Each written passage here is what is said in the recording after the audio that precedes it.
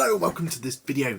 In this video we're going to be looking a little bit backwards in time, because what I did in a couple of videos ago was show you some really cool accessories that's going to help you utilize QuickBooks to the best of its ability. Now, one of the solutions I talked about was a solution called the StreamDeck, and during that previous video, which by the way I'm going to make sure is linked somewhere around wherever it's going to be, but during that video I had a really light touch. Today though, I want to take it one step further. I want to show you why the StreamDeck is going to be so useful for you and the way that you're productive with QuickBooks Online. Now, without further ado, let's roll the intro. Let's get straight into it.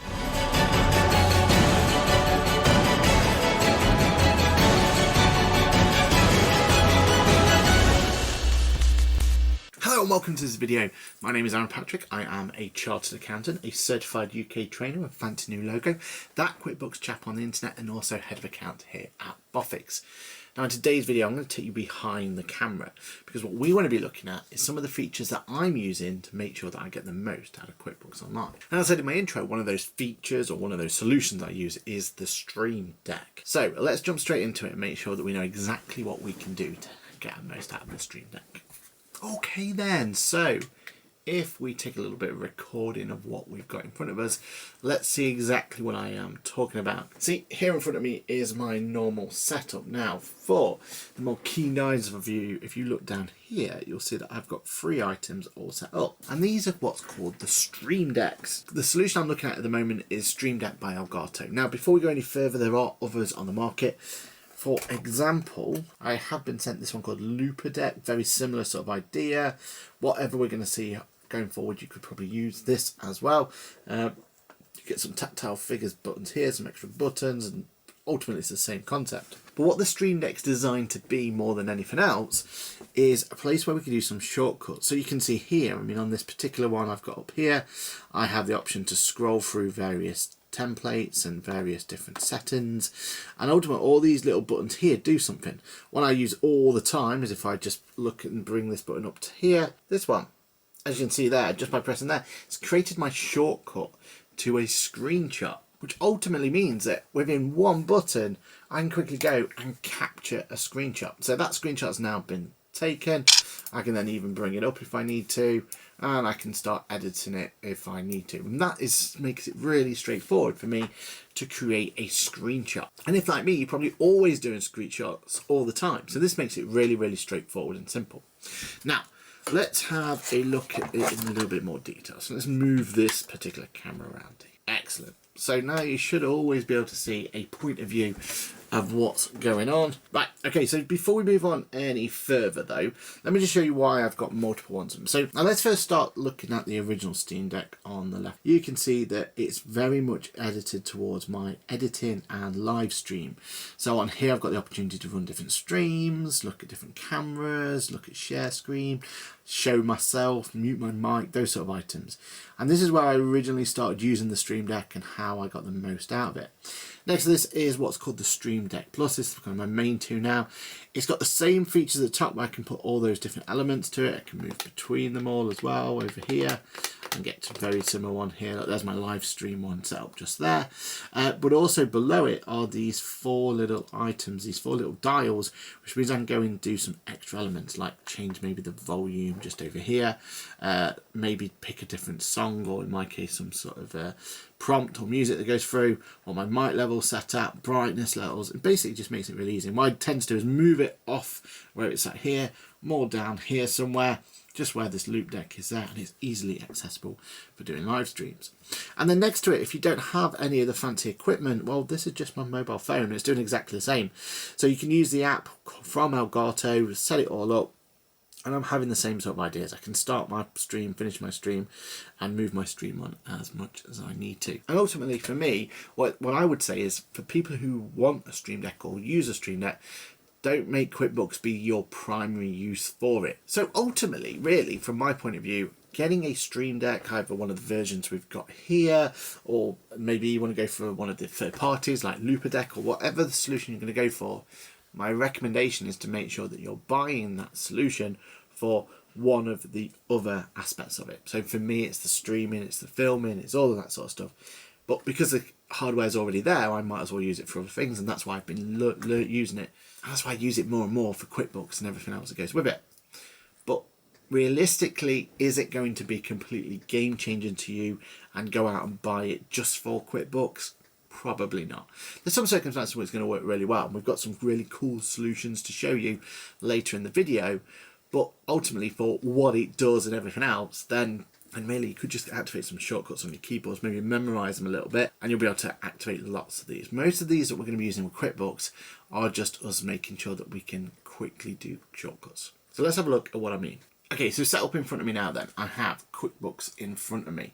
So how am I going to use QuickBooks with the StreamDeck? Well, let's go and have a look at the software in a little bit more detail to find out. Okay, so in front of me is my standard desktop. Now, one of the reasons why it's so useful to use the Elgato solutions is because Elgato has a whole history of different solutions that are going to help you with this. Now there's loads of guides on the internet on exactly how to do this, and there's lots of things. We're not going to go into too much detail, but effectively once you've got this set up all up here like I have now, then use the software that's provided to configure the StreamDeck. So in front of me now is the solution. Now I'm going to choose which version I've got. I've got my StreamDeck Plus, which you can see in front of us here. I've got my StreamDeck here on the left hand side, and then my iPhone on the right hand side. Now I can switch between them here. So StreamDeck, StreamDeck Plus, and iPhone. Now, ultimately, you're just probably going to have the one item. Let's stick to just the StreamDeck Plus here. Now, first of all, you get to choose between profiles. And what I've set up is on the left-hand side. This area here is fully customized. I can drag these around, I can move them, and on my right-hand side, I've got different tools that I can use. Let's go to it on the left-hand side first. So, first of all, I've got these two buttons. And you'll notice that pretty much throughout, and it doesn't matter what profile I'm, I've set this to be my default profile. Default button on the left-hand side. The reason for that is because this is my profile switcher. Now you can set it to automatically assign a profile, and that could be really useful for items like this zoom one just here. So what I can do is, and I can even go through with this one. So this is what I want to show when my zoom is activated. So if I switch zoom on my PC now, this is the profile that will show. I've got the option down here, look, you'll see, to mute my microphone. I've got one to turn my camera on and off. I've got a shortcut to the Elgato area if I need to. I've got a chance to share my screen just here, leave the meeting, and I can even, which we find really useful, mute all participants and request people to unmute. It's amazing how much that's useful for. Now, if I wanted to add new ones on the right hand side, I could go down to my zoom section. And from here, I can go in and I've got these options. I can cloud record storage. I can do a custom storage. I can do focus, so I can bring the zoom. So maybe I want to get rid of that Elgato one, and I'm going to replace it with the zoom option just here. Meaning I now have the option to go in and use this as a feature, so I can actually do my actual focus option just there. Now, notice as well, below it is the option to bring in some of my dials as well. So if I scroll through here, I can find dials that are worthwhile. Now, there's none for Zoom, unfortunately, at this point in time. On the Windows side, I believe there is actually a lot more options with Zoom. So you might, if you've got a Windows machine, you'll even have more dials than I have available to me here. But I can put maybe hotkeys in or multimedia. I mean, it's really useful actually from a system-wide point of view, just to have in things like my multimedia one there, so that will change my volume. And that's not just for my zoom being moved, but that's for all of them as well. While I'm here as well, I could even think about the brightness of this. So maybe I can turn my brightness one just here. So I can even turn it so my brightness of my StreamDeck can go all the way down to 0, so it's completely off at this point in time, and then bring it all the way back up to full brightness if I need to. And it's as simple as that. It's a drag and drop option. I can go through and I can add as many ones as I want. I can create a hotkey. I can do my dial stack just here, so that when I go through, I can go switch to the next action. I can put a drag in that option just here. That means that when I switch between them, I can actually activate a particular dial option as I go through, making things really, really, really straightforward. And again, I can then switch between the app as I go through, and I can change them accordingly. Now, on the right hand side, you'll see lots and lots of options. So I've got options here for StreamDeck itself. If I go back to the keys, I can do soundboard, so I can play or stop some audio. StreamDeck itself, I can put a timer on. So let's go to page number 2 here. Let's stick a timer in there. That means, as you can see now, that timer has just appeared just here. That means then I can press the time button, and a little timer can start going just there. And I can change down the bottom here some of my actual options as well. Maybe I want the durations, maybe I want a sound to appear once I've done and completed my timer. And if I wanted to, on the right hand side, I can even change what the location is going to be. As you can see now, probably not just be able to see it, but I have 9, 8, 7, 6, 3, 2, 1. That timer's finished. Now it's going to start telling me that that timer has done. Other options I've got in here is the option to bring it to sleep, maybe. So maybe I just want to bring everything to sleep, and all my Steam Decks are now asleep. Clicking on the button again, I can wake them back up. So that's when you've got the option to have kind of these more simplistic ones. On the right hand side, I also have the option for system and text and everything else. So maybe I want to go to a particular website. An example of this is if I click on this QuickBooks chat one now, it's going to go straight to my YouTube channel. If I click on the Boffix one, it's going to go straight to my Boffix links tree. And again, this page here, this is my default one, and this is stuff I use all the time. Pro Mouse is what I'm using now to make this fancy item, and Ecamm Live is what I record the screen capture on.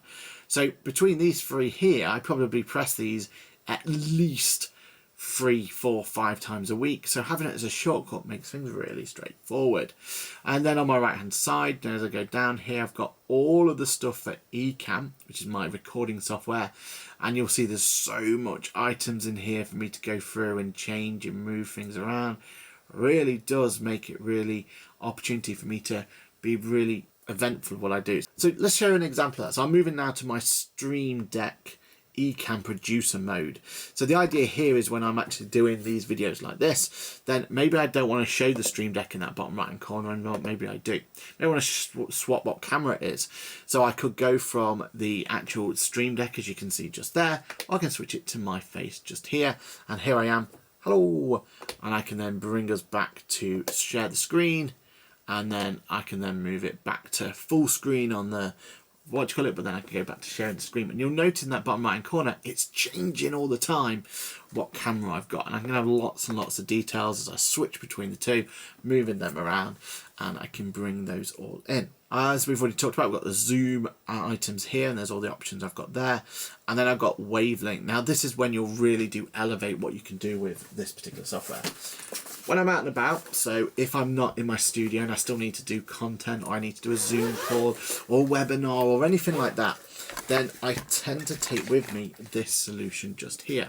This is what's called the Wavelink, and this is a amazing microphone from Elgato. They also do it in a solution where it's a bit more heavy-handed, but you do have the solution to have it with more professional XLR microphones as well. But either way, with both of these solutions, the idea is that this here, not only is it a really, really good microphone, but it also has an audio interface built in, which means you can have multiple audio channels. And with the Steam Deck being connected to this as well, means that you can switch between those really easy. So we've got input actions, output actions, hardware actions. So you're getting lots and lots of fine tuning, which normally you need to use the software for. Another useful accessory from Elgato themselves is this little key light here. Now they do loads of lights. What I like about this one is the fact it's really, really portable. So I can just throw this in a bag. And again, if I'm on a portable setup, this is brilliant, because this is the sort of thing I can then just have in my bag, and I can light up my face and do everything else. But it's not just the option to have it from here, it's all wireless as well. So I can have this just here, add a new profile, make that profile name be on the go. I got the option to do on and off. On the left hand side, I always put my navigation options of switch profile, potentially next page as well, but we'll see if we need that one or not. So if I need more actual location, I can just press the button and go between them if I need to. But also I would want to set this up so that I've got option for my lighting. From a dials point of view, I probably want to make sure I've got that as well. So adjust the brightness down there, maybe adjust temperature, and then wavelengths wise, I'm on it input actions and output actions. I've not got it connected at the moment, that's why it's not coming up. But then what I can also do is from here I can go, right, okay, let's set my colour. So maybe I want to choose a different colour, maybe I want to go green when I press that. Yep, and then maybe set the colour there and back to white at that point in time. then as well, if I go back to that wavelength stuff, maybe I'll need to do some effects actions, and I want to move some effects into place. Again, it's because I haven't got my wavelength connected, but you'll see, you can understand exactly what happened. So I can turn off my light now. So I move between them all. I turn off my light, turn it back on again. I can use this dial down here to change the temperature. So maybe I want it brighter, maybe I want it less brighter. And I can do the kind of amount of light that's coming out of it from there as well.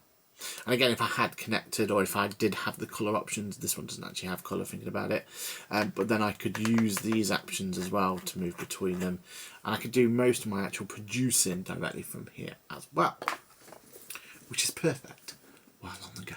Okay, so that's a quick look at how you can use it with Elgato's own software. But that's not really what gets me excited for this particular video.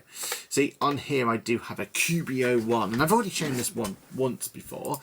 But if I'm here, I've got one shortcut already, chart of accounts. It makes me go straight there. Now, how did I do that? Dead straightforward. So Control and Alt or Option. So it's going to be Control and Alt if you're on a Windows machine, and a Control and Option if you're on a Mac. Then one of those buttons, if you press those two and then the dash button just here, next to your question mark just there, then basically you're going to get this screen up here. And on here you can then see all of the different options. Let's have save and close as an action key button just here. So the idea would be, let's first set that going forward. So I'm going to go back to my StreamDeck. I'm going to add a brand new custom item in. So for these sort of ones, what you want to do is you want to go and find the system settings area. So on the right hand side, we're looking for system settings. And from system settings, I need a new hotkey. Now you can put as many photos or anything else in as you want here. I find that really useful. So if you remember on the right hand side, save and close was that there. So it's going to observe my keystrokes now. So I'm going to do it one more time. So Control, Option, and then D. And what that means now is I have a save and close shortcut button, which means if I go back to QuickBooks, I can go into here. Maybe I can go and make some adjustments. So here's some invoice here. And I want to make a more and copy option. And then if I use save and close, it's going to go and it's going to close that for me. Remember, Control, Option, and the question mark brings up this option just here, meaning that I can use any of these. So maybe there's another one. Maybe I want to create an invoice nice and quickly. So this time it's Control, Alt, I. So again, let's put the option in here. Put an option for a hotkey. Call this one invoice, like that. And then here I can put my strokes in Control, Alt, and that one. So the idea then is when I am okay and happy with that, I can then, anywhere I am on the screen, I go in, I press my button, up pops an invoice for me. So that's your basics of your shortcuts, and you can see there, saving a bit of time, not having to remember the I for income, not having to remember the I for invoice and the D for close and items like that. And it does work really well, but there is some ways where you can make it even better. You see, I've started playing around with a solution called Wildfire. And on Wildfire, you can set shortcuts.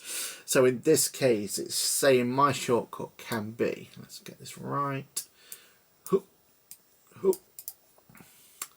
hotkey, bring that one in. And if you can see there, it is Control, Shift, and 1. Control, Shift, 1. So that's my shortcut. I'm just going to put Wildfire. So what does Wildfire do, I hear you ask? Well, this is where you can get really exciting items done. So I've set this to it, and I've called it depreciation. And if you guys want a more detailed video of this, then please do kind of like and subscribe and ask for it. But basically, I've set these motions in play. And the idea is if I was to go simulation, and I'm going to start my simulation.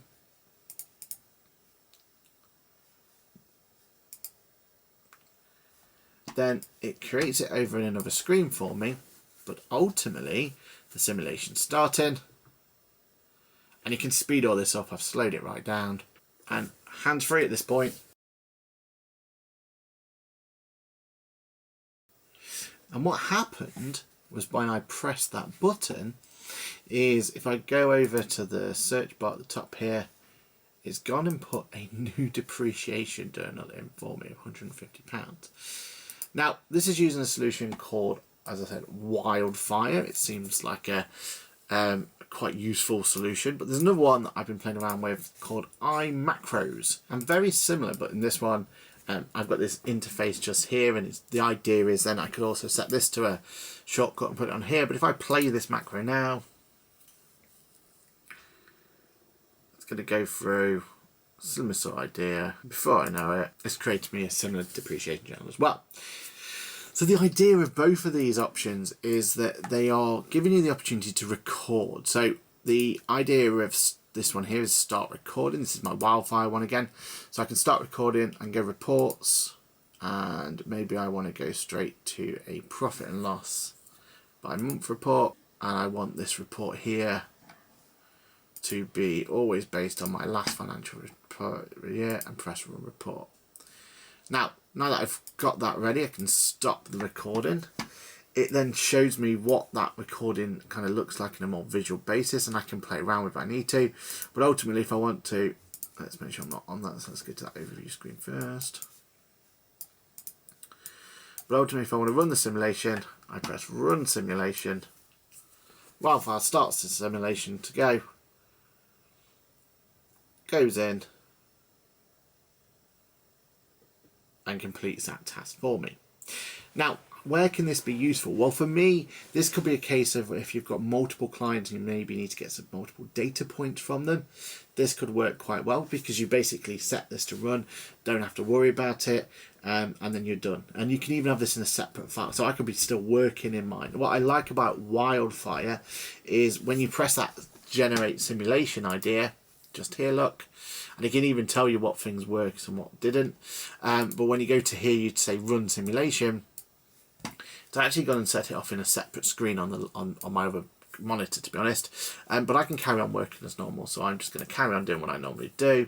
In the background, that's extracting the data, doing whatever it needs to do to run the data, and I'm running as I would normally. I find that really useful. And again, you can then create it as a shortcut. The other one I was using, so at the moment it's just simulating it there. So the other one that I'm using, iMacros for Chrome, well, it works very, very similar, but you have to know a little bit about macros first of all. So as an example, you really need to go, when you go to manage and edit macro, this is what you're going to have to learn and understand. It's very text based, which for me I was able to pick up pretty quickly in terms of just kind of recording a few and then editing a few. But ultimately, I think this is an absolute game changer. Which one do I prefer? I think from a usability point of view, this Wildfire one seems like the better solution for now, but I've not tested it properly to fully understand. But I think it'll give you great options and great ways in which to be quick and easy to it. Now, I do know a software out there that is looking to integrate and provide Elgato solutions directly in. One of the strengths of the StreamDeck is if you can find items on this right hand side that work with your system or software you're looking for. So for example, if I press this plus button just here, then here are all of my options that work really well.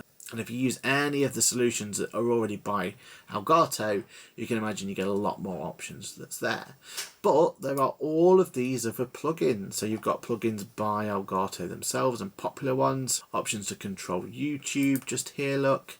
You've got options to have audio options, Philips Hue, you've got Zoom, you've got Counter, ones for PowerPoint and Keynote. There's some interesting games as well. Home Assist items, Mute Deck, so if you're not just using Zoom, maybe you want Teams or anything, you can actually have the same options there. But it's with Google Meet, Zoom, WebEx, all of them. And under settings, you've got the options to really go through the settings. So maybe on my original Steam Deck, I want it to go to sleep and set my screensaver so that now, if I set them to sleep, the nice little QuickBooks chap logo shown just here. Nice. And there we have it. There is a look at the Stream Deck in a little bit more detail. Now, as you can see, most of this is going to be revolving around your imagination because there isn't exactly a plugin around just yet. Now, as I alluded to, there's a solution I've been made aware of and been looking more and more into, and I know they're looking to get a StreamDeck plugin very, very soon. And if and when that happens, I'll be first to make sure that I get this on this video as soon as possible. But ultimately, the idea is that this tool, the StreamDeck tool, is a solution to make things a little bit quicker, a little bit more useful. And I think for me, utilizing it with a solution like that Wildfire is where we can really start to look into some elements. The idea that as I'm switching between clients, maybe I want to be making sure that I want to extract some data or run some journals, or I want to put something in, that's where I can see it being really, really powerful. So as I go between a client, I press a button, maybe then it does a cleanup process for me. Maybe it sets things up in a certain way. Maybe this is the best onboarding solution for a new client. That's where I can see it being useful. And then using the StreamDeck, that means I can go in and click to the client, press the button, carry on with my day. That's where I'm finding that this is becoming really, really powerful. Now, the StreamDeck is ultimately far, far more useful for other applications like live streaming, video editing, and all that sort of stuff. That's where I get the most use out of it. But I do see potential for QuickBooks as well. So what do you think to it? Let me know in the comments below. Do you think there's anything I'm missing? Is there some other aspect that I could be using the StreamDeck for to enhance the way that I'm using QuickBooks Online? Even just having something as simple as those shortcuts can be really powerful.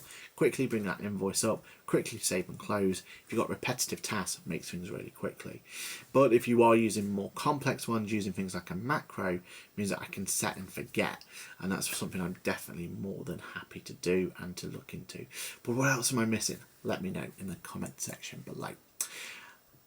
And there we have it. If this video has been at all useful to you, please do look at the like and subscribe option. Really just help out our channel. Our channel's done really, really, really well lately, so I very much appreciate each and every one of you that's watched, liked, subscribed, whatever interaction you've done. It really is making a huge difference.